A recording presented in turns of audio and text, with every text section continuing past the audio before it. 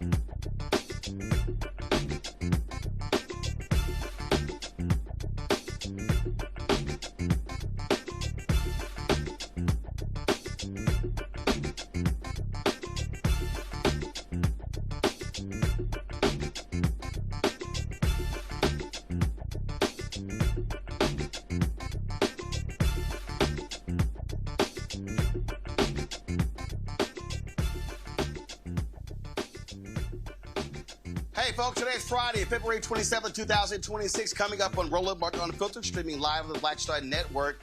Supreme Court recently ruled that the post office, they can intentionally not deliver your mail. 5-4 ruling. It was a case involving a black woman who sued.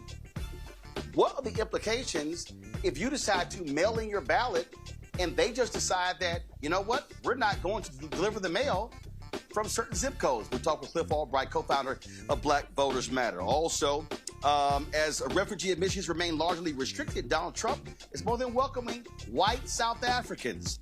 Folks, more than 70 years after Henrietta Lacks' cells were taken without her consent, the fight for justice continues. Her family has reached a big settlement with a pharmaceutical company. Also, he helped lead North Carolina as governor. Now Roy Cooper wants to be the United States Senator. My interview with him. And also, day 2 of the memorial services for Reverend Jesse Jackson Sr. Underway.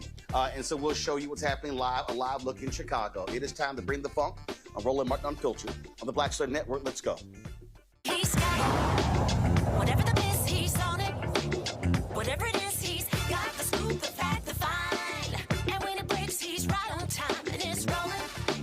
Best believe he's knowing. Putting it down from sports to news to politics. With entertainment just for kicks, he's rolling. It's Uncle Roro, y'all. It's Roland Martin, rolling with Roland now. He's funk, he's fresh, he's real, the best, you know he's Roland Martin now.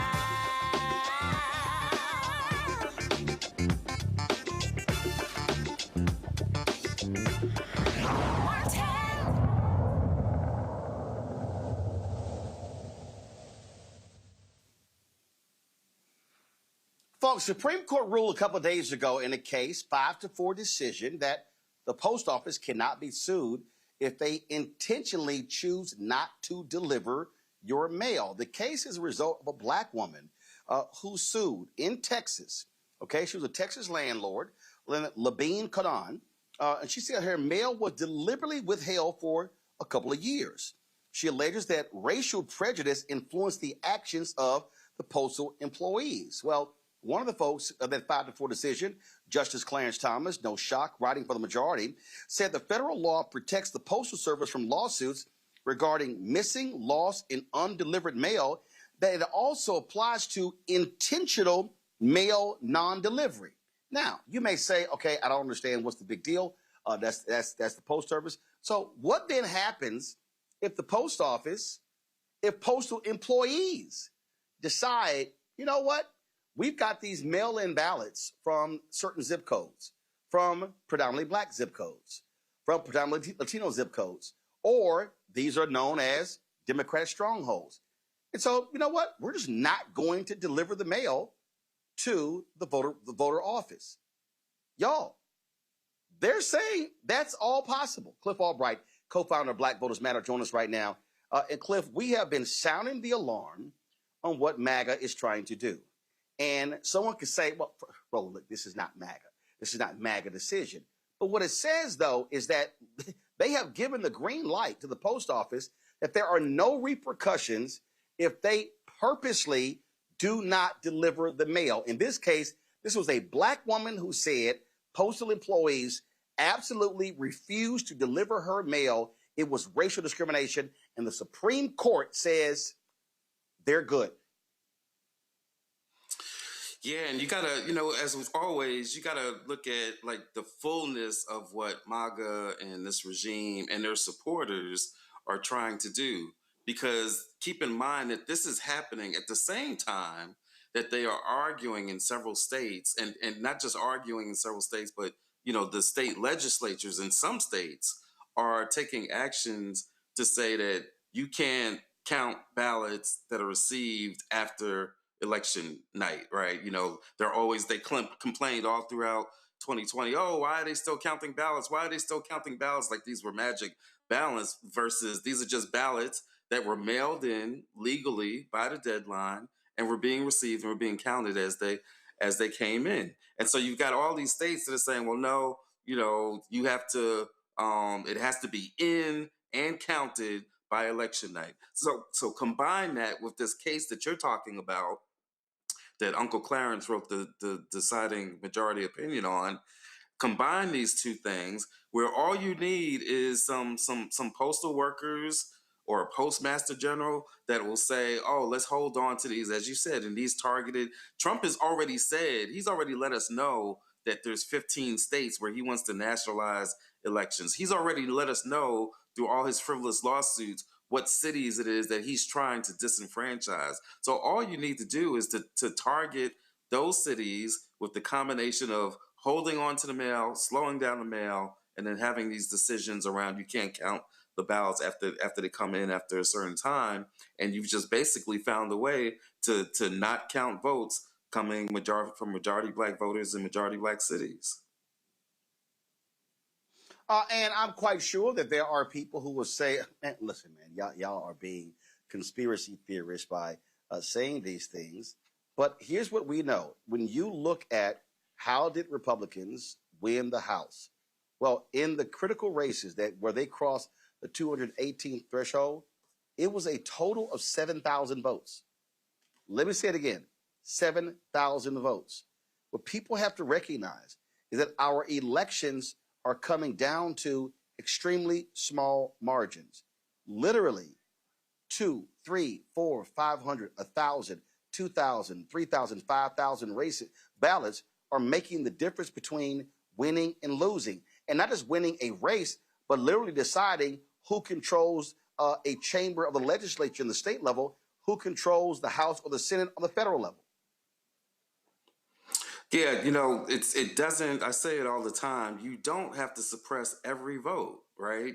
You don't have to suppress the entire county of Fulton County or the entire city of Atlanta. You don't have to suppress every vote in Philadelphia. All you need to do is suppress a critical mass, right? A certain margin, because all of these elections, the statewide elections and even some of these congressional districts are going to be close. And so, the point that you're making, that even something like this, again, you don't need every postal worker, or every post office in the country to agree to this. All you need is a critical number, a critical mass in order to take away just enough votes in order to swing these elections. And I know, look, I know that there are people that get tired of listening to this. I come on here, you talk about these issues, and it's to a certain point, sometimes people just tune out. Like you said, they think it's a conspiracy theory. But just think about all these issues that we're talking about, right? We're talking about delaying vote by mail. We're talking about the Save Fascism Act, which forces people to show their passport or their birth certificate. We're talking about the threats to send ICE agents to polling places. We're talking about this executive order that has come out in the news that now he's considering, where he could say that the election had international fraud, that China or some other country was trying to interfere with the election, and therefore he's going to nationalize, federalize the election. So we're talking about that. We're talking about the Fulton County ballots being stolen. Any one of these stories in another country would be an indication that that country is not having free and fair elections, that there's fascism, authoritarianism, right? Any one of those. I just went through about 5 or 6 different things, and there's a couple of more that I didn't even get to. And so it's not conspiracy theory if it's true, right? I mean, we're not making, these are all facts. Like every single thing that you just went through, that I just went through, these are all known facts. And more importantly, he has told us what it is that he's trying to do. He has told us that he wants to nationalize these elections. He has told us that certain cities cheat and that we can't let those cities have a full vote. And so there's nothing conspiracy about this. The challenge, though, is that as we want people to take this seriously and to be very vigilant and cautious, right? And to start doing things like checking our registration status, what we don't want is that people become so fearful or so frustrated that we just tune out. And that's actually a part of the strategy. It's always been a part of the voter suppression strategy. They didn't just to make people count jelly beans so that the person counting the jelly beans couldn't vote. They did it as a warning and as a message to make anybody else not even want to try to do it. So we have to listen to this news, be aware of this news. We need to prepare ourselves off to these strategies that they're doing, but we can't let it paralyze us. Well, absolutely. And I just need our folks to understand that this is where we have to be vigilant. I say it again, where we have to overwhelm this system. We have to leave no doubt because it is clear what they want to do. Donald Trump is scared to death of losing. He is scared to death. He still can't get over the fact that Joe Biden kicked his ass in 2020. He's scared to death that Democrats will control the House and or the Senate. And that's what's freaking him out. And that's why we can't trust these Republicans in any way whatsoever when it comes to voting, because, again, they are still following the edict of Paul Weyrich, who said in 1991, we don't want everyone to vote. That is literally the strategy of the Republican Party. Yeah, and that's the critical point. I'm so glad that you raised that, because at the end of the day, all of these things that they're doing because they're scared. They're doing because they know they don't have the votes. They know that they're not popular, right? And so we have to remember that. I say it all the time. People don't cheat when they're winning, right? You don't start reneging in spades if you're winning, right? You don't have to renege when you know you got all the spades and the high joker and the little joker and all that. You ain't got to cheat.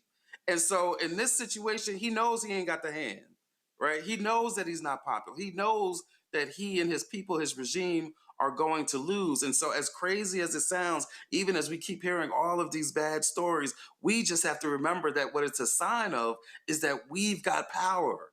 And at the end of the day, if we lean into that, if we use our power, if not just I go vote, but if I go tell 5 other people to vote, and then they tell 5 other people to vote, if we tell the folks who don't believe that their vote matters, that we can show them and we can connect the dots, that whether or not they vote in this election is connected to the high rents that they're paying and the high prices they're paying in the grocery store, and why it is that their Medicaid has got cut and the premiums are going up. When we connect these dots and get people to understand that we've got the power to correct this, then that's when we'll be able to finally send this fool home or send him to prison or wherever it is that he's going to go, but get him up out of that White House. Yeah, and listen, he's not going to be out of the White House until January 2029, but you can limit the power and the authority by who controls the House and the Senate. And so that's in November. But obviously right now we've got midterm elections that are going on. These things are happening. And so coming up on Tuesday, North Carolina as well as Texas there as well. Cliff, let folks know also, how can they support Black Voters Matter? I keep telling our people, that we can't wait on campaigns. We cannot wait on parties to fund what's happening on the ground. We've got to be providing our resources to get out the vote, touch the people, and to make them aware of the issues. They can, hey, folks can connect with us. Find us on all social media platforms. That's Black Voters MTR, Black Voters MTR. Find our website, Black Voters Matter Fund, with a D, like money, blackvotersmatterfund.org. Get connected. And especially to the point that you just made, look, all the states where we do our work is important. We touch like 25 different states one way or another to different degrees. But in this year, there's some critical states. They're all important, right? Every state's important. Every election is important. But look, there is no path to getting back, like to the point you made about getting some accountability in Congress, right? And some checks and balances. There's no path to getting control of a Congress that'll actually do something. And that's a whole nother story, because we got to make sure that they do something. But there's no path towards that doesn't involve the Georgia Senate race, North Carolina Senate race, Ohio Senate race. If there are people listening out there right now from Cleveland, Cincinnati, Columbus, Akron, look, we want to get with y'all. All right. There's some other states where we can't do nothing about.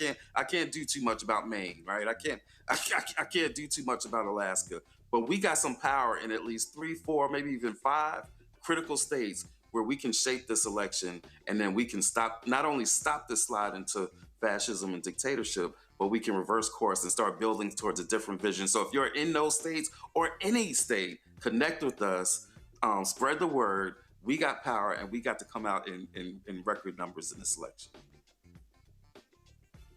Absolutely. Cliff Albright, Black Voters Matter. So appreciate it. Thanks a lot. Folks, why is there music playing in my ear? Why are we playing music? Let me bring in my panel right now. I want to bring them in. Michael Imhotep, host of the African History Network show out of Detroit. Candace Kelly, legal analyst and host, Not All Hood, out of South Orange, New Jersey. Matt Manning, civil rights attorney out of Corpus Christi. Glad to have y'all here. I'll start with you, Matt. First of all, Anthony Clarence Thomas makes no sense to me whatsoever. But the thing here is, we should be concerned about these folks and illegal actions that they take. Because again, I don't trust Republicans at all when it comes to voting. The fact that they continue to push Donald Trump's lies about a rigged election, to me, is shameful and pathetic. And so I don't trust them at all when it comes to what they will do when it comes to this election. I agree completely. And ironically, Mr. Trump is in Corpus Christi today as we speak. There's been clamor all around the city. He's eating at Whataburger, from my understanding, right now. So it's timely that we're talking about him. But I think this is hugely problematic. I told a lawyer this morning that it seems like the Supreme Court is just, picking a destination and trying to find their reasoning to get there. And what I found was so problematic about this case is not only all the things you and Cliff have discussed, but one of the places where the Federal Tort Claims Act actually allows you to bring a lawsuit, at least against law enforcement officers, is when the act is intentional. So the idea that the Supreme Court essentially, sanctioned intentional acts that divest people of their rights essentially under the law is crazy, because one of the carve-outs we usually like to have is that you can't do things intentionally, right? Because you could say, at least under the Federal Tort Claims Act, this is not a discretionary act. We don't need to get into the weeds, but the way that law works is basically any federal employee is immunized their conduct if it's a discretionary act. I think there's a pretty good argument that if you intentionally refuse to do the very basis of your job, it's not discretionary. So, the idea that the Supreme Court is saying, it's okay, you can choose not to deliver mail is problematic. And I think one of the things that emanates from this that y'all have already spoken to is the Republicans are kind of always looking at something to chip away our rights. And here, you're talking about 7,000 votes. In the aggregate of the United States, 7,000 votes is absolutely nothing, right? I mean, it's nothing for you to kill a whole election or steal a whole election by allowing people who are postal workers to just not deliver mail-in ballots. So this could reverberate, and this is the kind of thing that we're seeing the Supreme Court do that is just disappointing.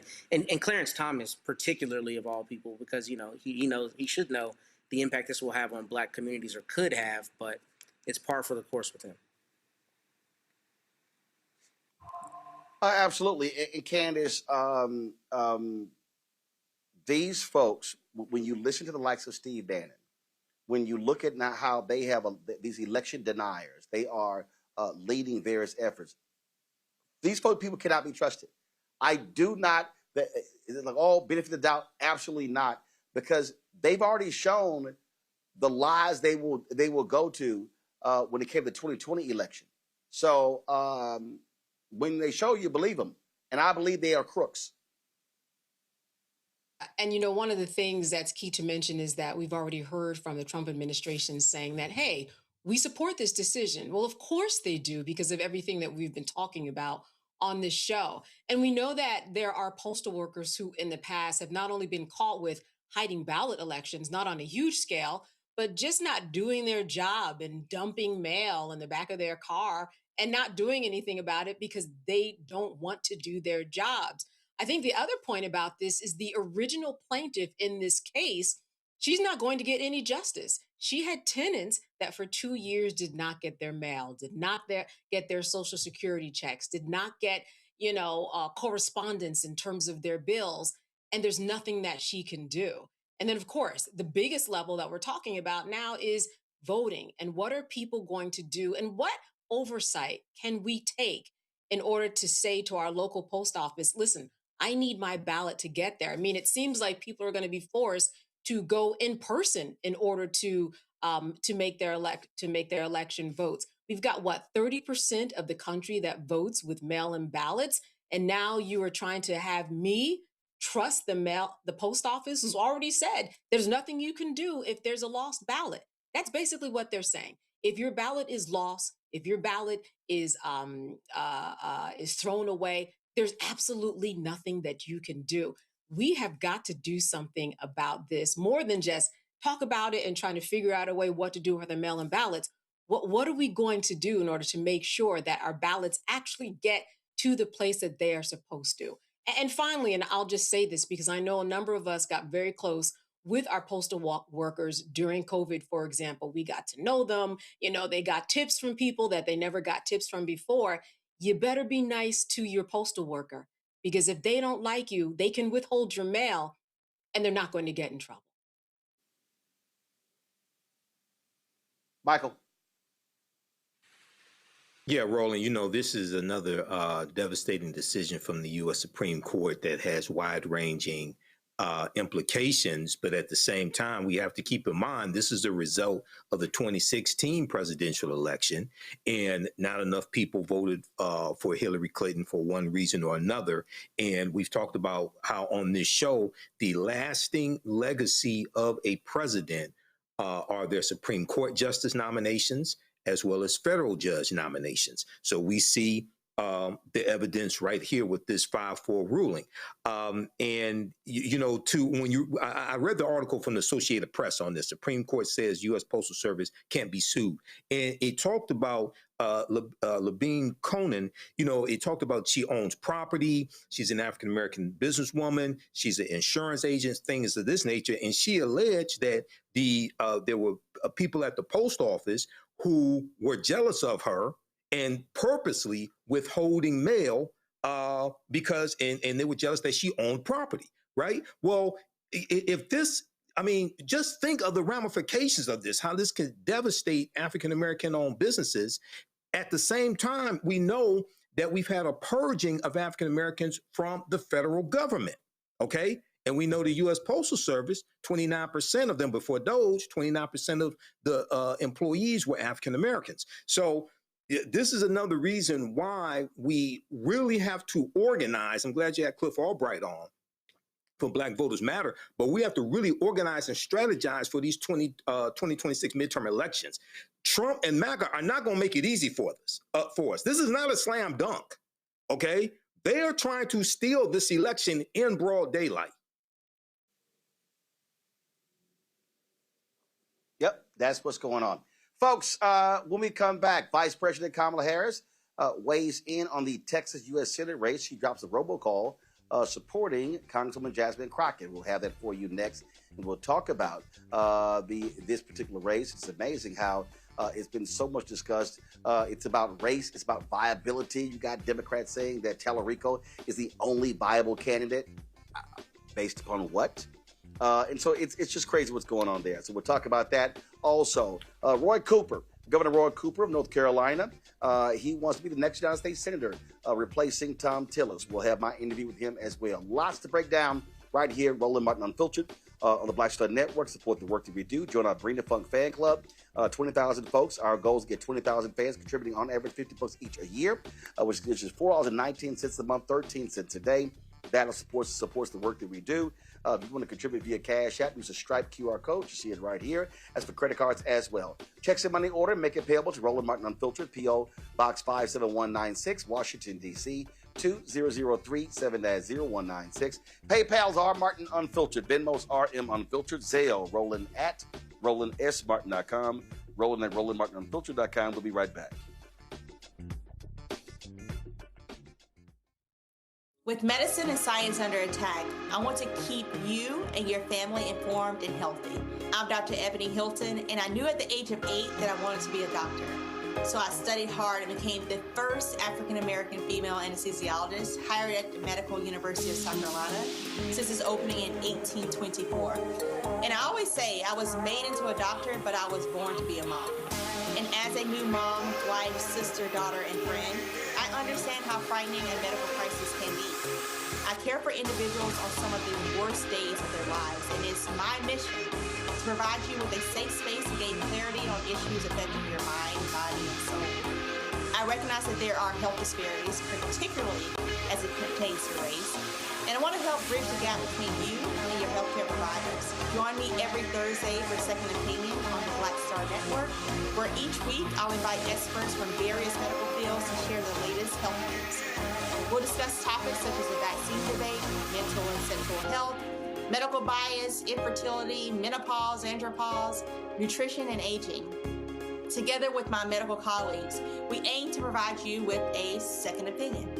Don't miss it, Thursdays only on the Black Star Network.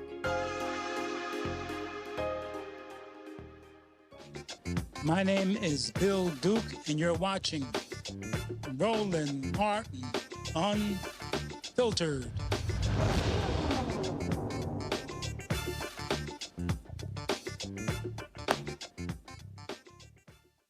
Folk, primaries in Texas and North Carolina take place on Tuesday, March 3rd. Early voting ends today in Texas at 7 p.m. Central. And earlier today, former Vice President Kamala Harris dropped a robocall in support of Congresswoman Jasmine Crockett, who is running against Texas State Representative James Tallarico for the Democratic nomination for United States Senate. Here it is.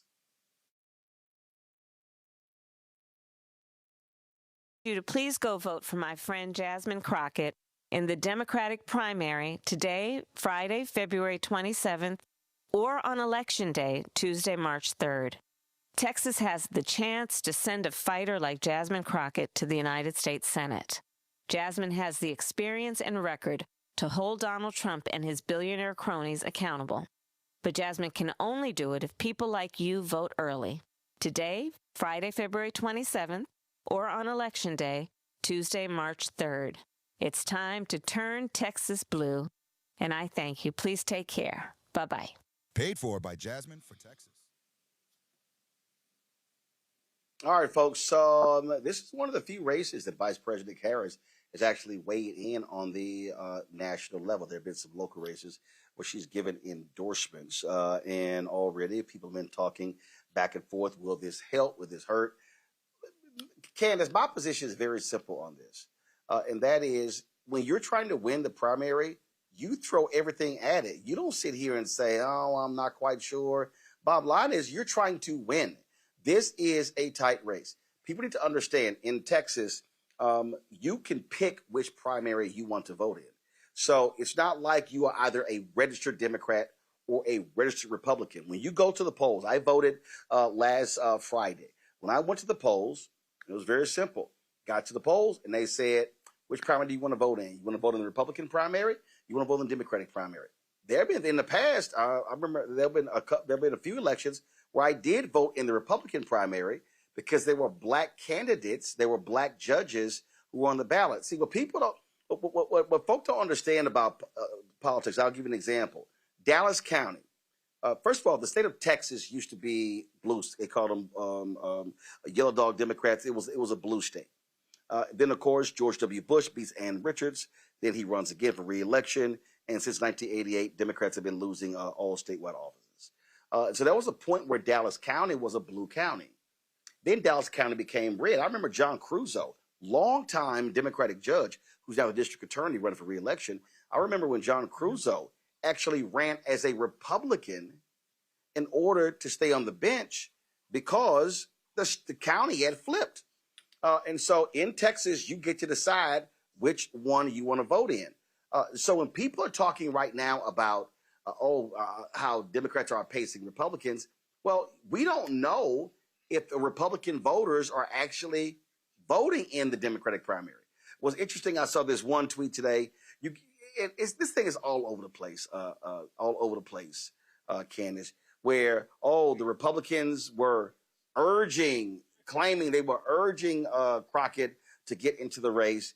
And then now we're hearing, Republicans are really scared to death of James Tallarico. And so now a deputy White House person put a tweet out, no, they fear Crockett. I mean, it's all this sort of stuff. And my whole deal is like, y'all, none of that stuff matters. It's Tallarico, it's Crockett. One of them is going to win. And bottom line, that's what's going to be the case. And so, again, when you're at this point, you throw everything. So if I'm Crockett, hell yeah, I'm pushing Harris's endorsement. If that could pick me up votes, so be it. Yeah, so be it. And like you said earlier, you're dealing with a situation where people have choice. They have choice as to whether or not to go to this primary. And as you said, the whole purpose sometimes of the Republican Party was to get people to stay home. So the first thing that we have to is the takeaway that you always talk about. You have to get out and go and vote. That's number one. Number two, this is the first kind of major person that Kamala has really stepped out to go ahead and endorse. So this is obviously very major, and it's something that she firmly believes in, and she knows that it matters. And Jasmine Crockett knows that it matters. Whether people thought that, Kamala Harris did a good job or not, or who was she during that 100 days, and I can't tell who she was, and she didn't really stand on her ground, it doesn't matter. You pull out all the punches now and you go for what you know. And what you know right now is that Kamala, she could have made America a lot better than Trump. This is what we know. And I think that that's a lot to count on in terms of Jasmine Crockett making sure that she gets that support. And let's be clear. It was vice versa too. Jasmine Crockett certainly firmly agreed that Kamala should have been the next president of the United States. And she showed that support. And that's what we're seeing now. What was tripping me out, Matt, I'm looking at all of these stories. Semaphore has a story up. A Democratic U.S. senator say, a lot of us are pulling for Tallarico. He's the viable candidate. There was a video that went around. There was a white woman who was in tears saying, I really love Jasmine Crockett, her fight and her energy, but I really think he's electable. And you've had race thrown in this. You've had gender thrown in this and all of this. And when I keep hearing that, again, as a native Texan, as somebody still registered in Texas, I'm trying to understand why it's, he is a viable candidate and she's not. When I've seen multiple polls that show if the corrupt Texas Attorney General Ken Paxton beats incumbent Senator John Cornyn, that it's going to be a tight race, whether it's Tallarico or Crockett. So how is he more viable than she is? I think he's more viable than she is because he's a white man, and they think that confers upon him a greater ability to win this state. I mean, I'm going to go vote on Tuesday. I vote religiously on Election Day. And I've always, thought that this is a failing of the Texas Democratic Party to not iron this out and have two very quality candidates, two candidates who are driving engagement in a way some other candidates have not in recent history, running for the same office. I mean, it just seems to me they should have figured this out. I don't know all the backdoor stuff, but it puts us in a bad spot. But I think speaking directly to it, that's the issue. The issue is they think because he's a white man, he's more qualified, and he's better do better out. All right, Matt, hold tight 1 second. Matt, hold tight 1 second. Where your signal is breaking up. So we need to fix that. I'm gonna go to Michael. Michael, again, I'm real clear, Michael. Texas, there are 254 counties in Texas. No Democrat has won statewide since 1988. Beto O'Rourke came within 2.5 points of beating Ted Cruz. Colin Allred lost between about 10 points. When you look at the other races, it was blowout races that were taking place. So, again, I've seen polling, and polling shows that it's Crockett almost tied or up 1 or 2 against Paxton. Tallarico tied or up 1 or 2 against Paxton. So again, it's amazing how none of these people have actually said what makes Tallarico more viable. And I'm just like, okay, explain it. He can appeal to voters across the aisle. Okay, that's it? In Ruby Red, Texas? Okay. Well, a few points here. And I just did a video earlier this week dealing with Jasmine Crockett, talking about one of her constituents named Miss Gladys, who's an African-American woman, 79 years old. And Miss Gladys went to the polls in Texas to vote for Jasmine Crockett and was given a Republican ballot. And Jasmine, and just as you were talking about, Roland, Jasmine Crockett is warning people, make sure you ask for a Democratic ballot, because her constituent was given a Republican ballot. But Matt just hit on it. Okay, and I'm gonna take it a step further. It's not that just Tallarico is a white man. What it is if you think of the previous U.S. senators from Texas, okay, to my knowledge, they were all white men, or mostly white men, right? Now, Jasmine Crockett, I love Jasmine Crockett. I hope she wins. She is eminently qualified. But when they say that Tallarico is more viable, they are operating based upon their conception of what a U.S. senator from Texas looks like. I'm not saying it's right. I'm saying understanding how white people think, and some African Americans as well. That's what they're saying. This is the same problem that Kamala Harris ran into. Kamala Harris was overqualified. Kamala Harris should have won. But if you go back, when you had people who thought Donald Trump was more presidential, that's a damn lie, but they're operating based upon white supremacy. When they thought Donald Trump was more presidential, when you look at all of the previous pictures of past presidents, except for Obama, when you look at all of the movies and TV shows that depict presidents, probably 95% of them is an older white male. So Kamala Harris totally broke that mold. And in a lot of people's minds, when you talk about president of the United States, they picture somebody who looks more like Donald Trump than Kamala Harris. This is what we're dealing with. I'm not saying it's right. I'm saying this is what we're dealing with. And also Cardi B came out and endorsed Jasmine Crockett as well in the U.S. Senate race in Texas also. So Kamala Harris and Cardi B. I have disagreements with Cardi B, but hey, this is a good thing. I'd rather for her to endorse Jasmine Crockett than Donald Trump, like Nicki Minaj is doing. You know, so as you said, Roland, in the primary, you throw everything at the wall. I'm going back to Matt. Got to signal straight, Matt. Again, here's my whole deal. If you're going to say that James Tallarico, who I've talked to, so Matt's signal's still not straight. Okay, fine. Let me know when it's straight. And I'll go to Candace with this one. Here's my whole deal. Just say it. Just say it. Don't dance around it. Just say, hey, James Tallarico is white. And we think a white man in Texas is going to be more viable than a black woman. Just say it. But don't sit here and keep trying to, fool me with this.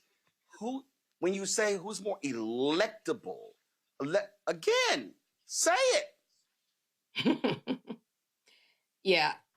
Roland, I would say this.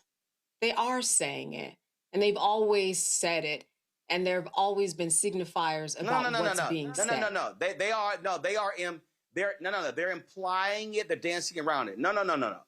I don't want to infer anything. I'm saying in terms of the history of a black woman. I want them to say it. And I'm saying that black women recognize the signs. Black women recognize the signs anyway. When I'm at my job, or another black woman, it ain't just black women. It just black women. Right, but we're talking about black women. So I'm a black man. I hear too. Okay. But I want us to force them. I want us to force them to say, no. I want you to say it. Say it. Well, they're not going to say it. We got to force them to say it. This is what we deal with every day in our jobs, in our regular lives. They don't say it, but we know it. We know the nudges. We know the microaggressions. We know the wording. We know that you're not quite right for this part. We know what that translates into. That's just kind of par for the course. So I'm not sure if saying it would lead me to any other position than what I already know. I already know what they think. I'm not sure if saying that would make it any more poignant, any more effective, or any more directed to me, especially for someone who is a black woman and knows other black women and men who get those same signals on their regular jobs, let alone running for president. I'm just saying, I don't know if I need to hear them say it. Why? We know what they're saying. Move accordingly. Listen, bottom line for me, with these folk, Michael, is I know the games they're playing, and what I'm not going to do is play these games and let them skirt and dance around what is going on. Not going to do it. Yeah. Not going to do it. And so we got Matt back. So let me go to Matt on this. We got Matt back. Matt, you were making a point here. I'm just not interested in playing games with these people, because here's the deal.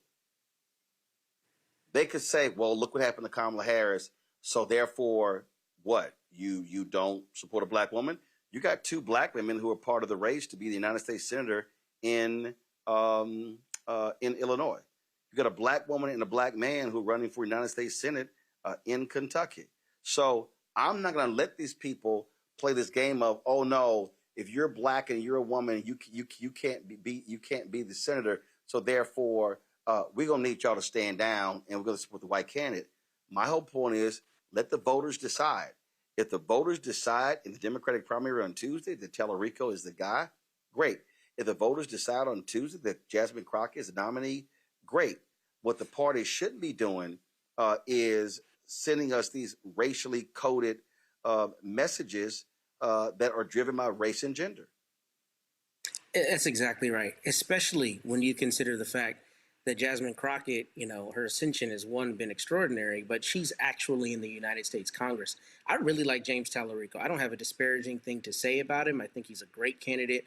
I think he's a candidate that is very competitive for the Democrats here in Texas. And I think I got cut off, but I was saying that, I think the Democratic Party should have had a lot more strategic planning than allowing this to happen.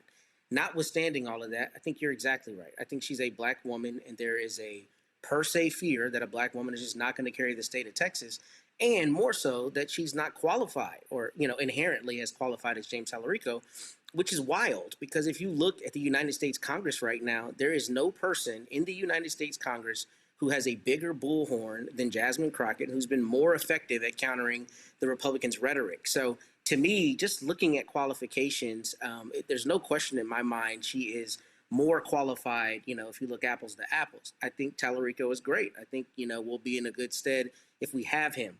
But that's the issue. It's racially based. It's racially coded. And, the polling numbers, especially with Ken Paxton, who for some reason just does not seem to go away. Despite what he does, he's just always has a fighting chance. If she's polling better than him, and he's polling better than Cornyn, and I could be wrong on that last part, then it makes sense that, people should really be looking at who has the actual chance to win. And it's most certainly her. And I'll tell you, she came here a couple months ago. I had the pleasure of introducing her. And if you look at social media, there were all of these people who are diehard blue folks here in Corpus Christi who were saying, I'm supporting Tallarico. That's why I didn't come out to her event. He's got a better chance of winning. And it's only based on how he looks. It's only based on the fact that they think he's striking the right, tone with his nod to Christianity and his affect and all of that. But looking at qualification, she's the more qualified candidate in my eyes. And a lot of Democrats are overlooking that because they don't think she's got the right phenotype despite having the right fight. All right, folks, hold tight 1 second. I got to go to break. We come back. We'll hear from former North Carolina Governor Roy Cooper, who's now trying to become the Democratic nominee for the United States Senate in the Tar Heel State. We'll have that next. You're watching Roland Martin Unfiltered on the Black Star Network live here in Los Angeles. We're attending the NAACP Image Awards. Back in a moment. I'm Brittany Noble, Midwest-born, HBCU educated with experience in newsrooms across the country. Well, I've teamed up with Roland Martin to bring to you The Breakdown. This isn't just news. It's our stories, our voice, our community. Join me for The Breakdown, Monday through Friday at midday, only on the Black Star Network. I'm Mark Morial, President and CEO of the National Urban League, and I'm watching the Black Star Network.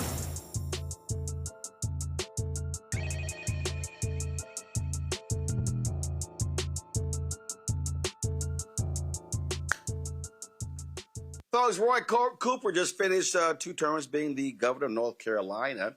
Now he wants to be the next United States Senator. Republican Senator Tom Tillis announced he was retiring. Democrats are really looking at this state as a huge, huge pickup for them to put them on the path to be able to regain control of the United States Senate. Last week, he and I had a conversation, and here it is. Before we get into it, we're recording this. It has been a very difficult morning for us at this show with the passing of Reverend Jesse Jackson Sr., an iconic figure who, of course, went to college in your state, North Carolina A&T from South Carolina. Before we talk about your race, just want to allow you to share your thoughts about one of the most consequential figures of American history. I'm so grateful for Reverend Jackson's life in North Carolina. We are proud of him because he was a graduate of North Carolina A&T State University, the largest HBCU in the country, and often came back to North Carolina to see how we were doing and to help us out. I've had many conversations with him over the years. I think my last conversation with him was at the 2024 Democratic National Convention shortly before I gave my speech there. And still at that time, even though he had gotten sicker, his message was full of hope and optimism about where we could go. His life was difficult in that he had to be the battering ram to break down racial prejudices, and he fought them every day. Yet he was amazing at making people feel a sense of confidence, a sense of self-worth.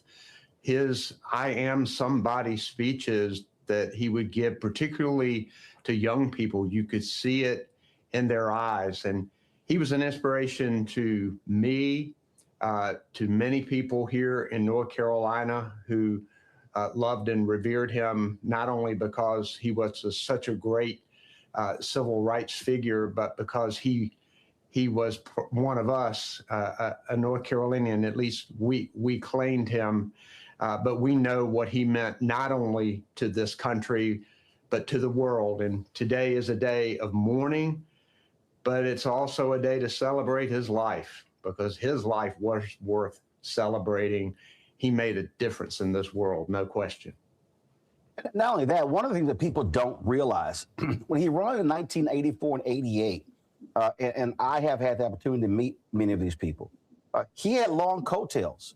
What people don't realize is there were African Americans and non-African Americans who supported him, who were elected to city councils, commissioners court, sheriffs, school board, state reps, state senate, because of his run in 84 and 88, the 2 million plus people putting on the voting rolls. Listen, Richard Shelby is not a United States Senator in Alabama without Reverend Jackson run. Now, he rewarded Democrats by flipping the Republican Party, but the bottom line is he's not a United States Senator. And so I remember when I was on CNN and Bill Bennett made this comment on the night of the South Carolina primary. He said, Reverend Jackson winning and winning this was Black history. Obama winning was American history. And I tore into him and I said, you have no idea what the hell you're talking about in laying out the role that he played. And when it came to this issue of voting, which we're still dealing with, and he really understood the power of the ballot. No question. The fact that he inspired confidence and motivated so many people to run for office and to be involved in politics, he knew that governmental policy was a key to not only success in the Black community, but success for everyone, particularly people who were being left behind by the system, that the power rested with the people. And today we are still fighting the voting battles, but Reverend Jackson taught us how to engage and taught us how to meet the moment. And I think it's time for all of us to come together and meet the moment right now, just as he would want us to do. I was with him in November and sitting by his bedside when many of us believed he was going to be passing in a few days. His orders were shutting down. And we were sitting there talking about public policy. And he asked his son, Yusef, for one of a sip of Coke. And as we were talking, we're just all around him, you could see he was getting revived. And he was talking about organizing pastors and about feeding the poor. And so when we talk about public policy today, you're running for the United States Senate. Bishop William Barber always talks about this here, how you have the poor and the working class in this country who rarely gets talked about in campaigns. Politicians always say the middle class, the middle class, the middle class, the middle class built America. But you got poor and working folk. You got rural folks there in North Carolina. You got folks not living in major cities. And so as I think about, obviously, the issue that Reverend Jackson raised in 84 and 88, here we are in 2026, still dealing with those issues.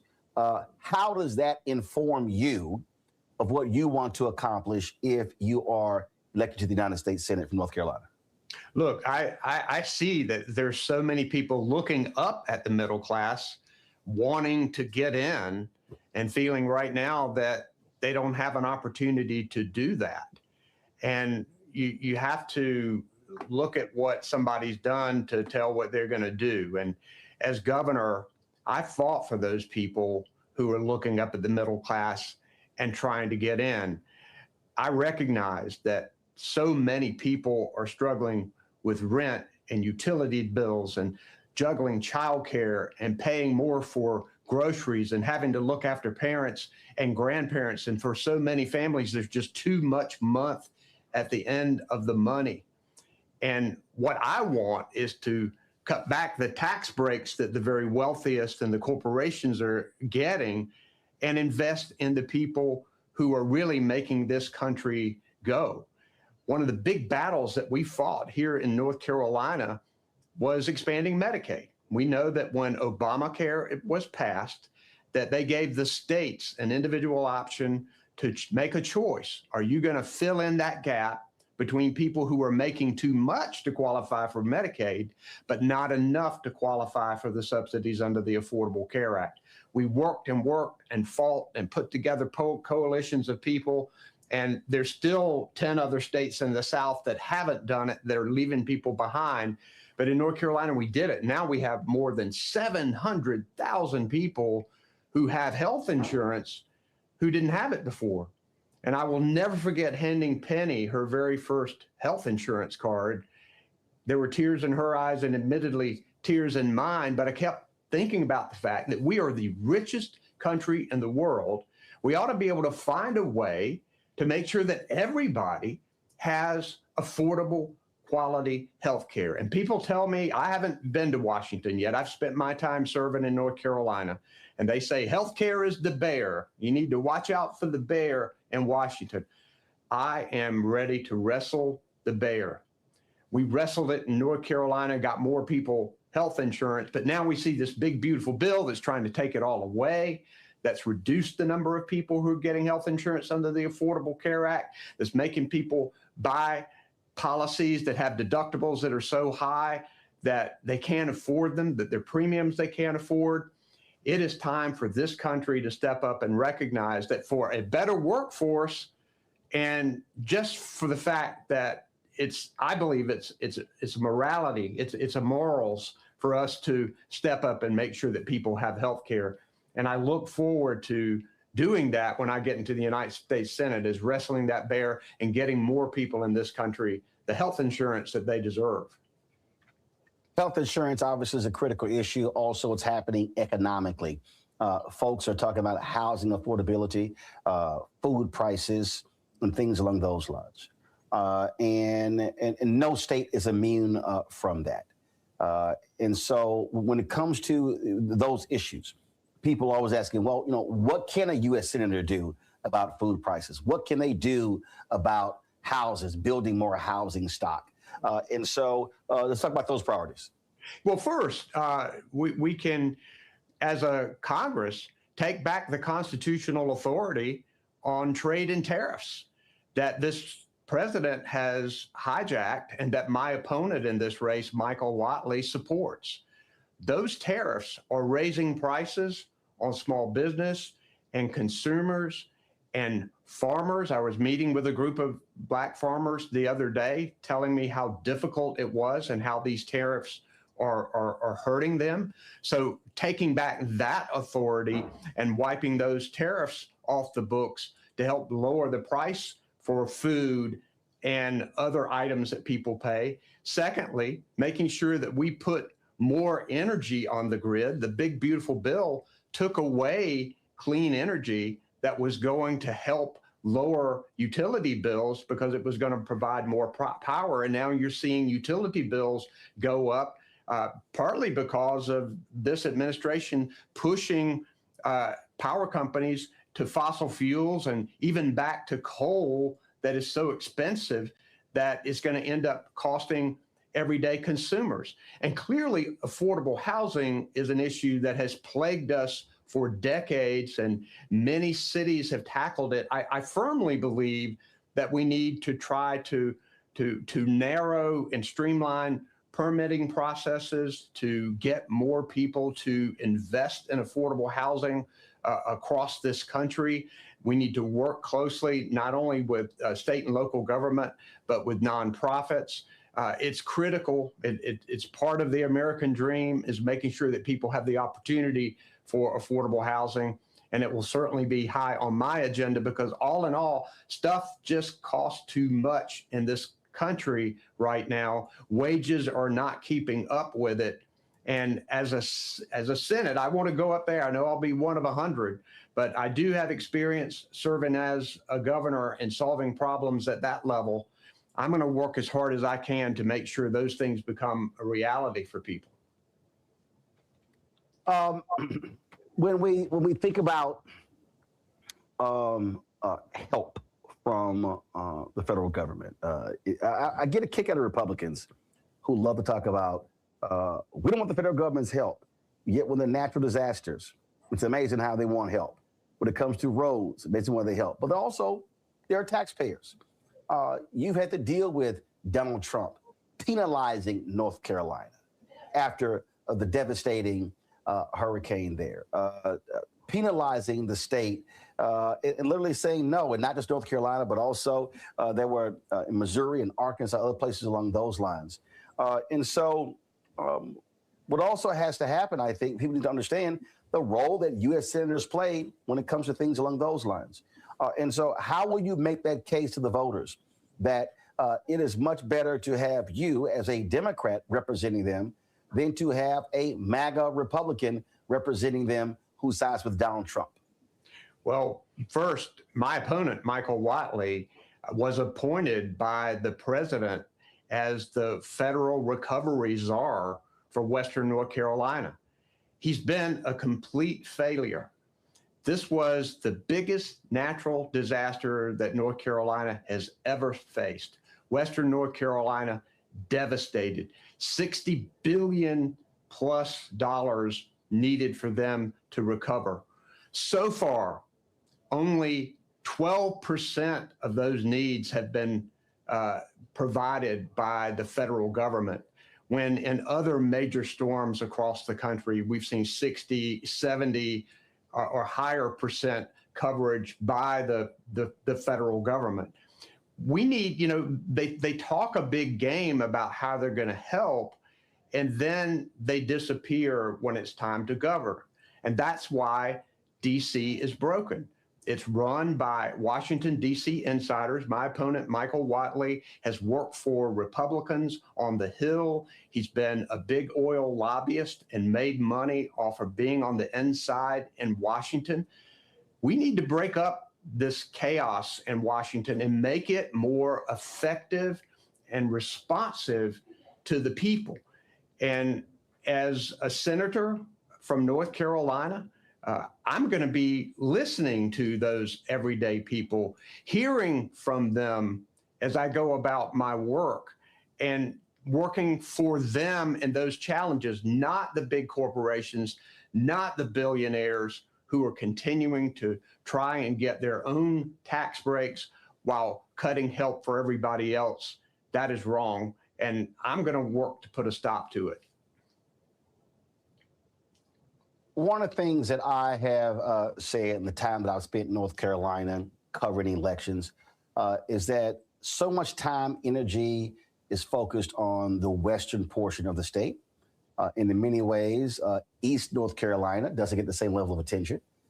That's called the Black Belt. And so what is your campaign focus on voters there, voters in Rocky Mount, in Fayetteville, Elizabeth City, those places that again, often don't get the same level of attention from campaigns as the western portion of the state?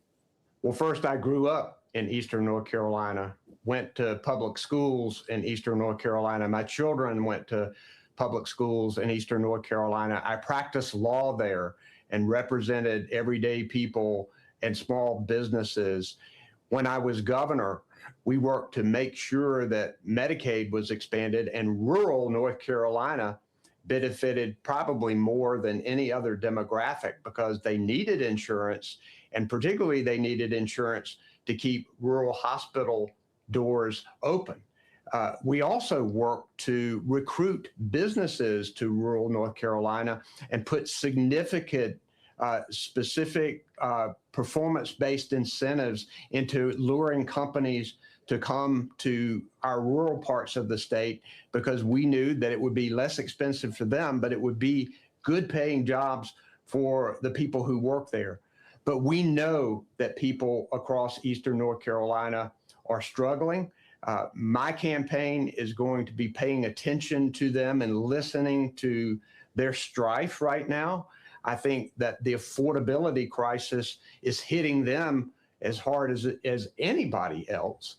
And look, I think you talk about the Black Belt in Eastern North Carolina. It's critical that government look like the people that it serves and protects. And it's one of the reasons why my governorship, we had the most diverse cabinet and the most diverse administration in the history of North Carolina. I believe it was the very best. It was the most responsive. If you look at corporations and companies that are out there and trying to sell products, they want their employees to look like the customers they serve because they're more successful and the bottom line is better. I think it's important for us to celebrate our diversity and to make sure that everybody has an opportunity to succeed in North Carolina. I will put that at the top of my agenda, is making sure that we are remembering people who are out there. What's happening in North Carolina that the Republican legislature has done and Congress, this I can't say it's a do-nothing Congress, because when you're eliminating the Department of Education and you're reducing the federal funding to education that comes to the states and the local schools, you're really hurting the future of these young children's lives. And with public education, that's where real opportunity comes. And I will fight for education. Just as I did as governor, I will fight for education in Washington. Last question for you on this, and this won't be our last conversation, but trust in the system. I have heard from so many African Americans who say, my vote doesn't count, it doesn't matter. I've never seen anything in my community change, and the couch is an option. The number of African Americans who did not vote in the 2024 presidential election in North Carolina is significant. Huge numbers in Georgia. There was a drop in turnout for Vice President Harris in 2024 than it was for Biden in 2020. And so to that young person, to that middle-aged person, that older African-American voter who is saying, I simply do not believe that these folks care about me, my life will not change. What does Roy Cooper say to that person who's watching and listening right now when it comes to the upcoming primary and then the general election? That I get it. I understand why you feel that way. I understand why you are frustrated, because I've heard it myself. I have been out amongst our churches and community centers and have heard that very thing, that I'm struggling in my life and nothing seems to make it better. And why should I go and vote? There has never been a bigger difference between candidates than in this election. You have an administration in Washington that not only is neglecting people who are struggling, people who are trying to get ahead, but they are actively working to make it harder for them. And then on top of that, they're making it harder for them to vote if they even do decide to vote. So if there ever was a chance to do something and to make a difference, it is now, because clearly the people in power now do not want people who are behind and who are struggling to vote, because they're afraid that those people would vote them out as they should. We're going to be listening to our communities. There will be trusted members of communities across North Carolina who will be talking with you and listening to you about your challenges and bringing them to me in my campaign. I want to make a difference. I want to make sure that government is responsive to people who need the help, because often you are the backbone of America. You are the ones working 2 or 3 jobs. You are the ones doing what needs to be done to keep our economy going. And I'm grateful for that. And I'm going to be fighting for you every single day when I get to Washington. Governor Roy Cooper, I appreciate you joining us. Thank you so very much. I look forward to our next conversation. Thank you, Roland. Appreciate the opportunity. And thanks, everybody. All right, folks, going to a break. We come back. I'll chat about this race and some other races with my panel. Also, our Black Star Network headlines with Brittany Noble. Lots more to cover right here on Roland Martin Unfiltered on the Black Star Network. With medicine and science under attack, I want to keep you and your family informed and healthy. I'm Dr. Ebony Hilton, and I knew at the age of 8 that I wanted to be a doctor. So I studied hard and became the first African-American female anesthesiologist hired at the Medical University of South Carolina since its opening in 1824. And I always say I was made into a doctor, but I was born to be a mom. And as a new mom, wife, sister, daughter, and friend, I understand how frightening a medical crisis can be. I care for individuals on some of the worst days of their lives, and it's my mission to provide you with a safe space to gain clarity on issues affecting your mind, body, and soul. I recognize that there are health disparities, particularly as it pertains to race, and and I want to help bridge the gap between you and your healthcare providers. Join me every Thursday for Second Opinion on the Black Star Network, where each week I'll invite experts from various medical fields to share the latest health news. We'll discuss topics such as the vaccine debate, mental and sexual health, medical bias, infertility, menopause, andropause, nutrition, and aging. Together with my medical colleagues, we aim to provide you with a second opinion. Don't miss it, Thursdays only on the Black Star Network. I'm Mark Morial, President and CEO of the National Urban League, and I'm watching the Black Star Network.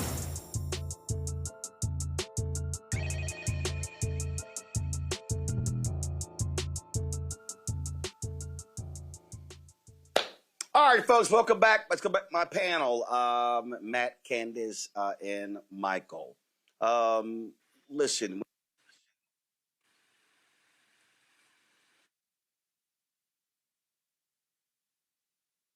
They said the quiet part out loud. Black votes are a threat, so they erased them. After the Supreme Court gutted the Voting Rights Act in 2013, Republican legislatures moved fast. New voter ID laws, polling place shutdowns, purges of black voters from the rolls. Trump's Justice Department didn't stop it, they joined in. In 2018, his DOJ backed Ohio's voter purge system, a scheme that disproportionately erased black voters. Their goal, erase black votes and political power. Yeah, that happened. These are the kinds of stories that we cover every day on Roland Martin Unfiltered. Subscribe on YouTube and download the Black Star Network app. Support fact-based independent journalism that centers African Americans and the issues that matter to our community.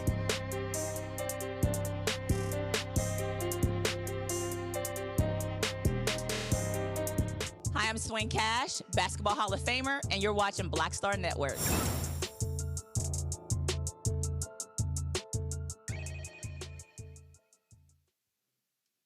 All right, folks, slight technical glitch there. All right, so I am back. So let's get right to it.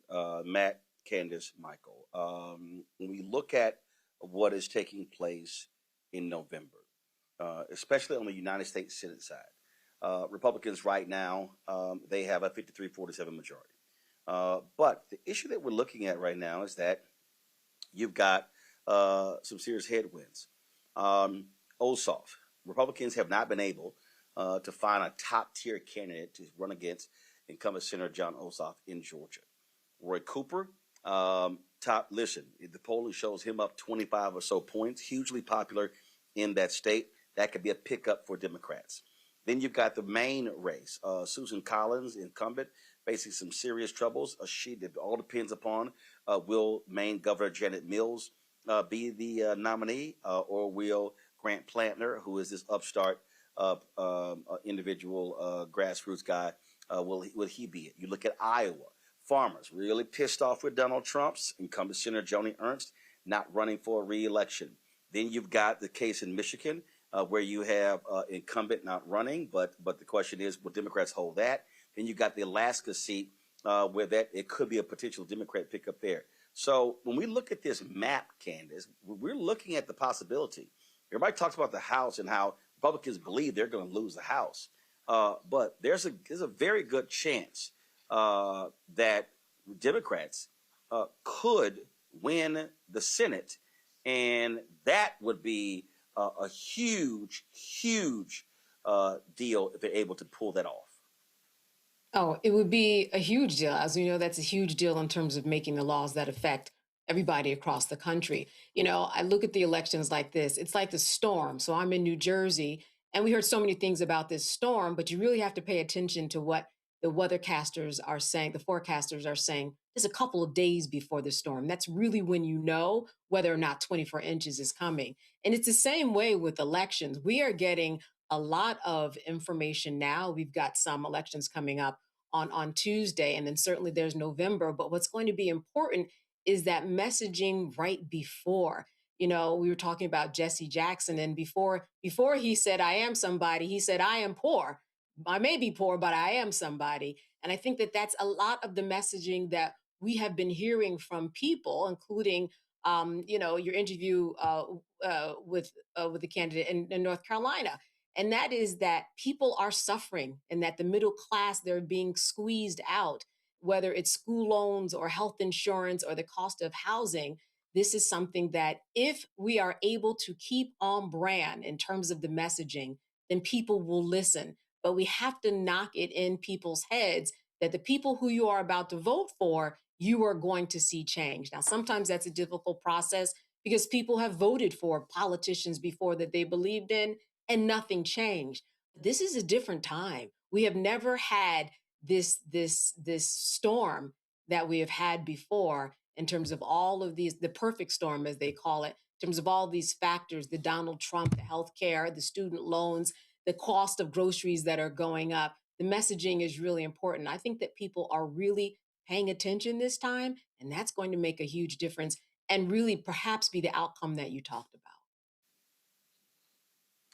Also, what is needed, Michael, is energy, energy, energy. Listen, Republicans are in power. Democrats pissed off. When we talk about the No Kings rally, I remember people like, oh, these people just, oh, they're just wasting their time. But I keep trying to explain to people, protests are designed to people to show their dissatisfaction. But then is what you do after that. How do you build upon that? How do you connect with people? How do you talk to people? The economy is still a major issue. Affordability, housing, food prices. Donald Trump is in Texas, in Corpus Christi today, lying his ass off, talking about how gas is below $2.30. That's a lie. And lying about everything else. You got RFK Jr. telling people, oh, stop, ignore food prices, or ignore beef prices going up. Y'all should just eat more liver. Literally, he said that. And those things are happening. And so really on the Democratic side, if you're able to get candidates that can really fire the base up, now all of a sudden, and they're willing to go after, to really be aggressive in targeting their Republican opponent. I mean, again, Democrats stand a chance. Republicans are playing on the defense because they have to defend these policies. They have to defend Donald Trump claiming this is going to be the golden era and things are going to be amazing. And people kind of like, I'm sorry, I don't see it and I'm not feeling it. Yeah, that's absolutely correct, Roland. And you have to have candidates that can electrify the base, not so much based upon personality, but based upon the issues and connecting the issues to people's pain and showing how your vote is a vote to fight for policies that are beneficial to you. Okay. So, Jasmine Crockett is a perfect example of that. Yes, she's brilliant, but it's more than just having a candidate that can electrify people. It's having a candidate that will motivate people to stand in line for an hour, for 2 hours to vote for them. Okay. And in some cases, depending upon the district, you may have to stand in line for a while. Okay. Somebody like Jasmine Crockett, people feel she's fighting for them. Okay. And one of the things where she's really good at is using her 5 minutes in House of Representative hearings. Michael, here's the deal. Michael, here's the deal. I'm not putting the Texas race in this. I'm not. I'm just straight up. I mean, when I look at the map, and the Democrat, when I look at the map and the Democrats' pathway to regain the Senate, right? The Texas race is not in the mix. All these people who keep saying it's in play, I'm not sitting in play. When I look at the map, again, you hold Georgia, you have to hold Michigan. I agree. I see the Democratic pickups. I see the Democratic pickups really in 4 places. I see North Carolina, very strong. I see Maine, very strong. I see Iowa, Alaska, and the last one, Ohio, where you've got John Husted, who's running against longtime Senator Sherrod Brown. And so those, to me, those are the 5 places where the Democrats could actually win. You win 4 of those, you're 51-49. And if I had to say, frankly, out of those 5, I see North Carolina as 1. I see Maine as 2. Alaska, I see Alaska as 3. Ohio is 4. Iowa 5. I don't put Texas, Florida, Mississippi in that mix. Right. I just not. I see those as the 5, not Texas. Yeah, no, I agree with that.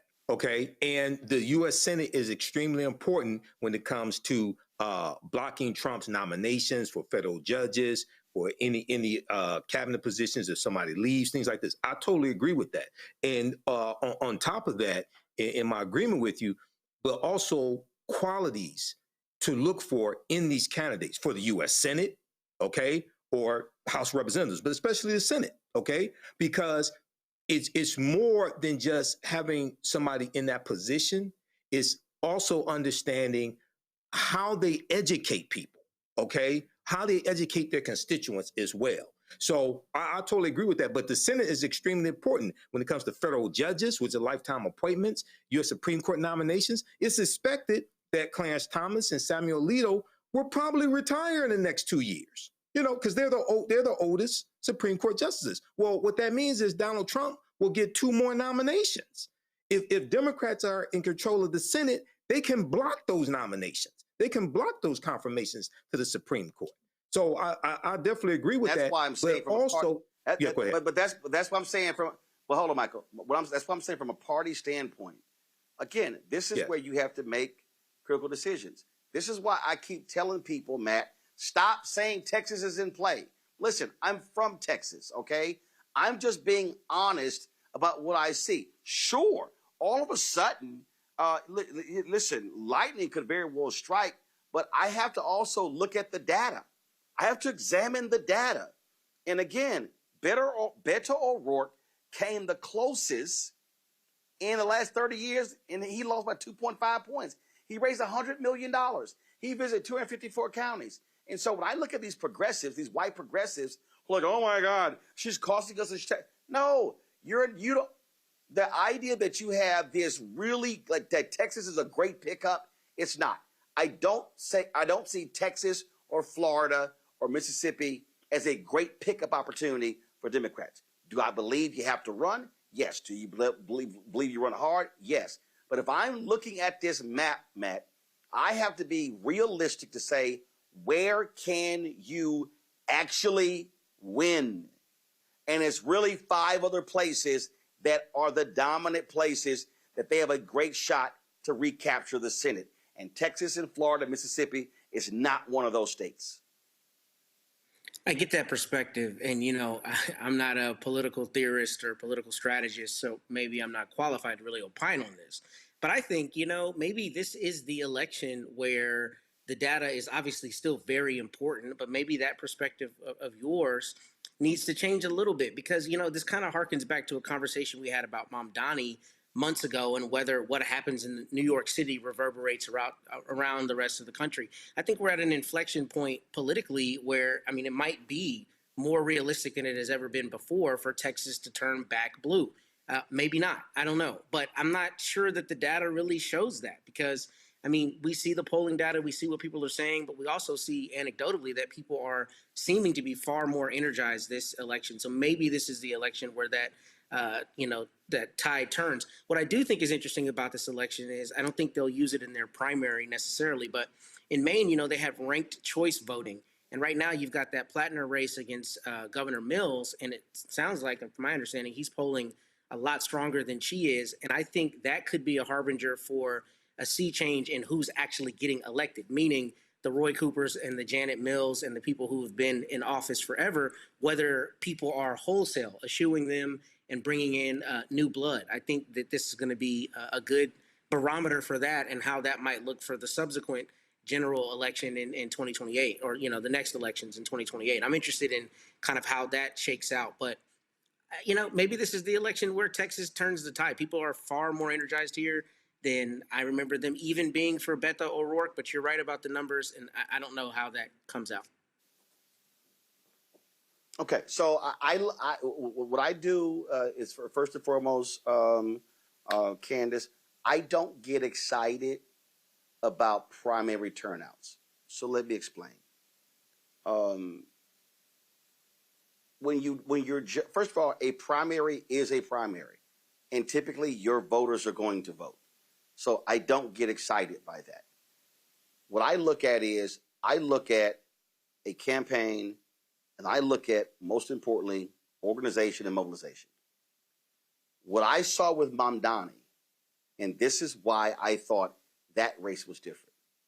I saw a candidate who studied the map and said, how can I achieve victory in the primary? And so, I remember people were saying, Mamdani is not focused on black voters. And I literally said, why? They were like, what do you mean? Black voters are critical in New York City. I said, yes. But how many black candidates are running? There were like 5 black candidates. I said, so if I was Mamdani and I needed to win the primary, I'm studying the map. And I'm saying, I'm gonna focus my time on this portion of the electorate to get me to victory, because if I expend time and energy, it's already 5 black candidates who also target that same group. That was a smart strategy. What I saw was candidate raising money, messaging, but he was organizing and mobilizing. When you looked at his young numbers, when you looked at 1829, 1835. So the reason I don't put Texas in that category is because I'm not doing that based upon the primary. What I'm doing it is based upon, okay, I'm going to look at Texas not in February and go, oh my goodness, Texas could change. No, I'm going to look at Texas in August. I want to see the organization. 60% of Texas, minority.